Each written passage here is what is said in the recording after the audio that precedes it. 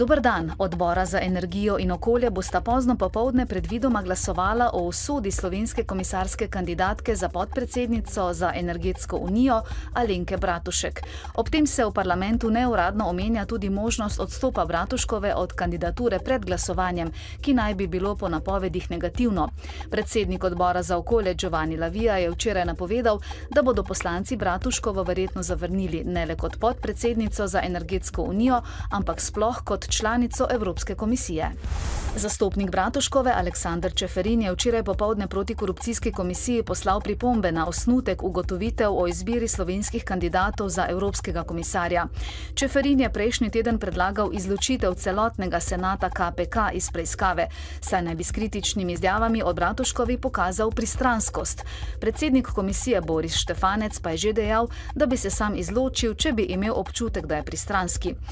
Osnutka ugotovitev KPK in tudi pripomb, ki jih je poslal, pa Čeferin še ni želel komentirati. Lani je v Sloveniji nastalo skoraj 5 milijonov ton odpadkov, kar je desetina več kot leto prej. Vsak prebivalec je tako v povprečju proizvedel skoraj 360 kg komunalnih odpadkov oziroma malo manj kot kilogram na dan. Lani so se vnovič začele povečevati tudi količine gradbenih odpadkov na letni ravni za četrtino. Zaradi povečanega inšpekcijskega nadzora pa so se od predlani za skoraj 4-krat povečale tudi količine odpadkov iz naprav za ravnanje z odpadki, in sicer z dobrih 200 tisoč na nekaj več kot 800 tisoč ton. Študentski svet Univerze v Mariboru bo 14. oktobra v Univerzitetnem športnem centru Leona Štuklja pripravil že tradicionalno prireditev ob začetku študijskega leta Gremo na prvi rok.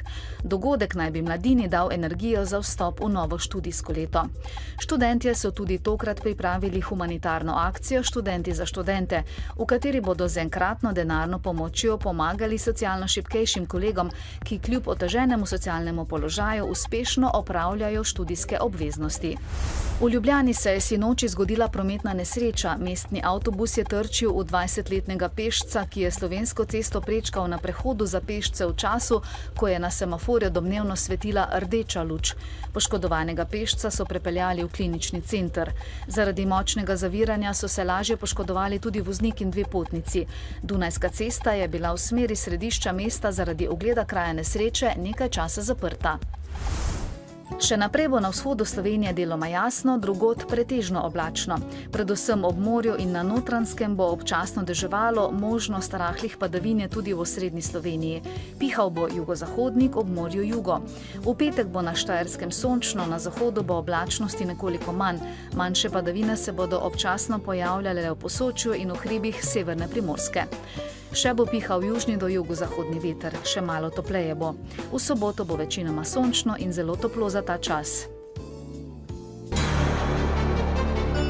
Danes v Dnevniku televizije Maribor.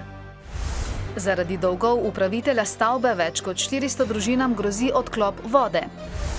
Na trgu Leona Štuklja so otrokom na poučen, zabaven način ter z igro predstavili pravilno ravnanje v prometu.